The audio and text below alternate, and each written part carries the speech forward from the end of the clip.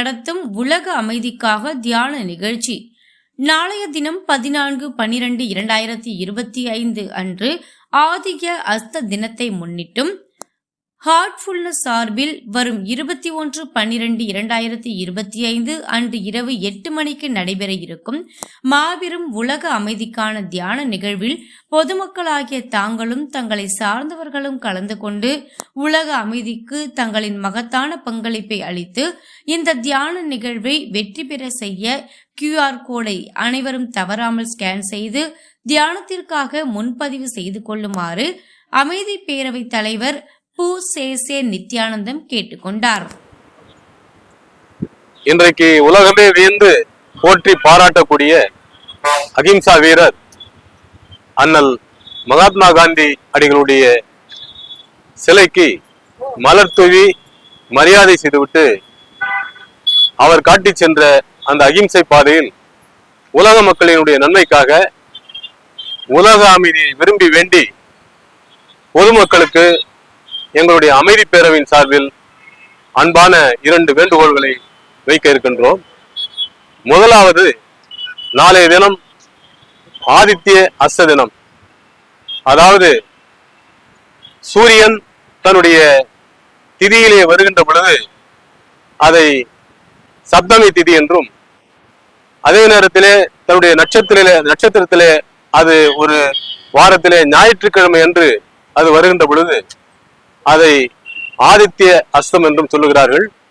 அந்த சப்தமி திதியிலே வருகின்ற பொழுது அது பானு சப்தமி என்றும் சொல்லுகிறார்கள். ஏனென்று சொன்னால் சூரியனுக்கு பல பெயர்கள் உண்டு.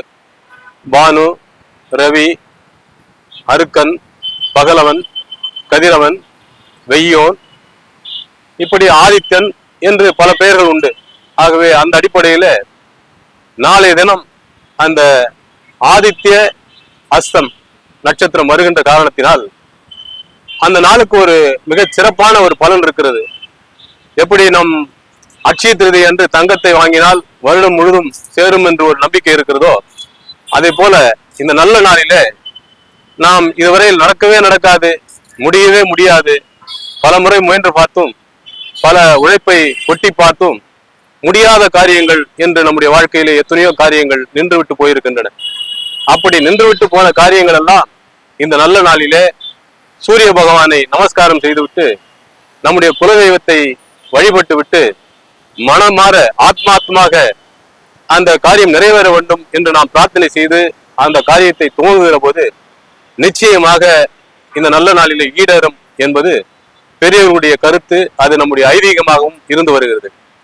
அந்த வகையிலே நாளைய தினத்தன்று வரக்கூடிய இந்த ஆதித்ய அஸ்த தினத்தன்று நான் தமிழக மக்களிடத்துல மிக பணிவான ஒரு வேண்டுகோளை வைக்க விரும்புகின்றேன். இன்றைக்கு உலகத்துக்கு அமைதி தேவை.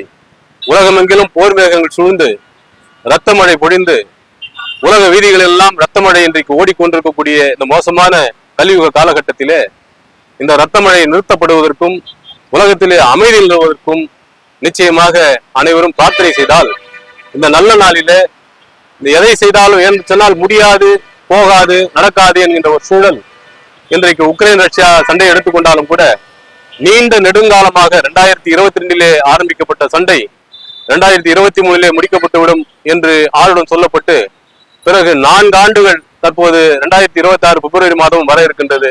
ஆகவே இது தொடர்கதையாக நடந்து கொண்டிருக்கிறது. குறைந்தபட்சம் இந்த புத்தாண்டுக்குள்ளாவது இந்த சண்டைகள் நிறுத்தப்பட வேண்டும். இப்படி சண்டைகள் நிறுத்தப்படுகின்ற பொழுது நம்முடைய பொருளாதாரமும் ஓரளவுக்கு பாதிக்கப்படாமல் இருக்கும். என்று சொன்னால் சண்டைகள் நடக்கின்ற பொழுது அந்த சண்டையை நடப்பதன் காரணமாக கச்சா எண்ணெய் விலையேற்றப்பட்டு நாமும் நம்முடைய பொருளாதாரத்தை உலக அளவில் மக்கள் இழப்பதை போல இந்திய நாட்டை சேர்ந்த நாமும் இழந்து வருகிறோம். ஆகவே இன்றைக்கு மக்களுக்கு தேவை, நமக்கு தேவை உலக அமைதி. உலக அமைதிக்கு தேவை சண்டை நிறுத்தம். ஆகவே தமிழக மக்களாகிய நீங்கள் அத்துணை பேரும் இந்த ஆதித்ய அஸ்த நன்னாளில் நாளைய தினம் உலக அமைதிக்காகவும் சண்டை நிறுத்தத்துக்காகவும் ஆத்மார்த்தமாக சூரிய பகவானை வழிபட்டு விட்டு குலதெய்வத்தை மனதில் நிறுத்தி வைத்துக் கொண்டு பிரார்த்தனை செய்து கொள்ளுங்கள். உலகத்திலே அமைதி நில வேண்டும் என்று மனமாற வேண்டிக் கொள்ளுங்கள் என்று கேட்டுக்கொள்கிறேன். என்று சொன்னால் இன்றைக்கு இந்த சண்டையை பொறுத்தவரையில் நம்முடைய மதிப்பிற்கும் மரியாதைக்கும் உரிய அமெரிக்க அதிபர் தன்னுடைய தேர்தல் அறிக்கையிலே கூறியிருந்தார்கள், நான் வந்தால் ஆட்சிக்கு வந்தால் அடுத்த 12 மணி நேரத்திலே சண்டையை நிறுத்துவேன் என்று சொன்னார்கள். அதே போல அவர் ஆட்சிக்கும் வந்து விட்டார்.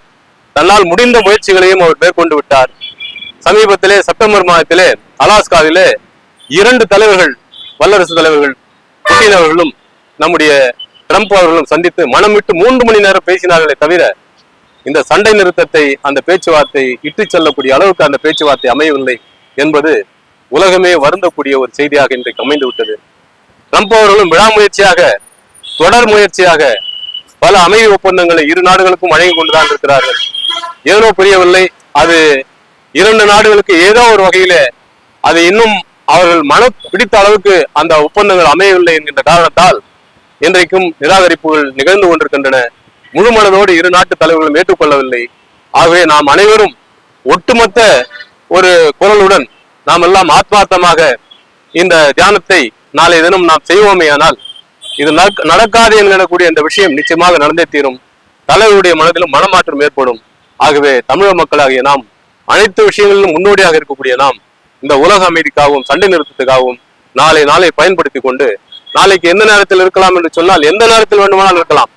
காலையிலிருந்து மாலையில் வரை தியானம் செய்வதற்கோ அல்லது பிரார்த்தனை செய்வதற்கோ நாம் நேரம் கிளம்ப பார்க்க வேண்டிய அவசியமே இல்லை. செய்யக்கூடிய அத்துணை நேரமும் மிக நல்ல நேரமாக அமையும். அது உலக அமைதிக்காக வழிகாட்டும் என்று சொல்லி முதலிலே நாம் அதை செய்ய வேண்டும் என்று அனைவரிடத்திலும் மிக பணிவான வேண்டுகோளை வைக்கின்றேன். இரண்டாவதாக, வள்ளுவன் தவம் குறித்து மிக அற்புதமான ஒரு குறளை சொல்லுகின்றான். ஒன்னார் திரளும் ஓக்கையார் யாக்கலும் எண்ணின் தவத்தார் வரும் என்று சொல்லுகிறான். ஆகவே தீமை செய்யக்கூடிய பகைவர்கள் தீமையை செய்தாலும் கூட அதை அழித்து ஒழிப்பதற்கும், நன்மை செய்யக்கூடிய நண்பர்கள் அந்த நன்மையை காப்பாற்றுவதற்கும், அவர்களுடைய வாழ்க்கை தரத்தை உயர்த்துவதற்கும் தவம் ஒரு சிறந்த வலிமையாக, சிறந்த கருவியாக பயன்படும் என்று குறிப்பிடுகின்றான். நம்முடைய பாரதி தவம் குறித்து சொல்லுகின்ற பொழுது ஒரு சின்ன கட்டுரையை தான் எழுதியிருக்கிறான் என்று சொன்னால் அதில் மிக அற்புதமான விஷயங்களை எல்லாம் பாரதி சொல்லியிருக்கின்றான். என்ன சொல்லுகிறான் என்று சொன்னால், தவம் என்பதோ தியானம் என்பதோ ஒரு பொருளின் மீது நம்முடைய முழு கவனத்தையும் செலுத்தி அதை நம்முடைய மனதை ஒருமுகப்படுத்துகின்ற ஒரு செயலாகும். ஆனால் மனம் என்பது குரங்கு என்பது நாம் அனைவருக்கும் தெரியும். எப்பொழுதுமே நாம் ஒரு நல்ல விஷயத்தை யோசித்து நாம் தவம் இருக்கின்றோம் இல்லை தியானம் செய்கின்றோம் என்று சொன்னாலும் கூட நம்முடைய மனசு என்பது எண்ணங்களுடைய ஒரு கோட்டை, எண்ணங்களுடைய குவியல் என்றுதான் சொல்வார்கள். ஆக பலவிதமான தீய எண்ணங்கள் வந்து கொண்டுதான் இருக்கும். ஆனால் அந்த எண்ணங்களை எல்லாம், தீய எண்ணங்களை எல்லாம் பொருட்படுத்தாமல் நல்ல எண்ணங்களையே சதா சிந்தித்துக் கொண்டு தியானத்தை செய்ய வேண்டும் என்று அதே பாரி தான் குறிப்பிடுகிறான். மேலும் தியானம் எதற்காக செய்ய வேண்டும் என்பதற்காக ஒரு குறிக்கோளையும் அவன் சொல்லுகின்றான். தியானம் எதற்காக செய்ய வேண்டும் என்று சொன்னால், மனித பிறவி எடுத்தவருடைய லட்சியமே 4 பேருக்கு உதவி செய்ய வேண்டும் என்கின்ற அந்த உயர்ந்த நோக்கமாகும். ஆக உதவி செய்ய வேண்டும் என்று சொன்னால் நாம் உடல் வலிமையோடு இருக்க வேண்டும், நாம் நலமுடன் இருக்க வேண்டும், நாம் உழைப்பை ஆற்றக்கூடிய அளவுக்கு ஆற்றல் படைத்தவராக இருக்க வேண்டும். அதோடு மட்டுமில்லாமல் சந்தர்ப்ப சூழ்நிலைகள் நாம் உதவி செய்வதற்கு நல்ல விதமாக அமைய வேண்டும், நல்லவர்கள் ஒத்துழைப்பு நல்க வேண்டும். ஆக இப்படி அத்தனை காரணிகளும் நமக்கு சிறப்பாக அமைய வேண்டும் என்று சொன்னால் நாம் தியானம் செய்கின்ற பொழுது நல்ல எண்ணங்களையே வளர்த்துக் கொண்டு தியானம் செய்ய வேண்டும். ஆக மற்றவர்களுக்கு உதவி செய்வதற்காகவே தியானம் செய்ய வேண்டும் என்று முண்டாசு கவிஞர் சொல்லுகின்றார். அதே போன்று இன்றைக்கு தியானம் எப்படி செய்வது, முறையாக எப்படி அதை கற்றுக்கொண்டு முறையாக நாம் வீட்டிலே எப்படி பழகுவது என்பதை சொல்லித் தருவதற்கென்று இன்றைக்கு உலக அளவிலே ஒரு என்கின்ற அமைப்பு மிக சிறப்பாக செயல்பட்டு கொண்டிருக்கிறது. நம்முடைய இந்திய அளவிலும் சரி, உலகத்தில் உள்ள 195 நாடுகளிலும் சரி மிக சிறப்பாக தியானத்தை அவர்கள் பயிற்றுவித்துக் கொண்டிருக்கிறார்கள், சிறப்பாக செய்து கொண்டு இருக்கிறார்கள். அவர்கள் வரக்கூடிய 21/12/25 அன்று, அதாவது அடுத்த ஞாயிற்றுக்கிழமை உலக தியான தினம் என்று கடைபிடிப்பதை விட அந்த உலக தியான தினத்தை உலக அமைதி தினமாக கடைபிடித்து உலக அமைதிக்கான தியானமாக மாற்றி அதை ஐநா சபையுடைய அங்கீகாரத்தையும் அந்த தியானத்திற்கு பெற்று, அதோடு மட்டுமல்லாமல் நம்முடைய இந்திய அரசும் கூட, நம்முடைய மாண்புமிகு பாரத பிரதமர் அவர்களும் கூட வசுதேவ குடும்பம் என்று பலமுறை சொல்லுவார்கள்.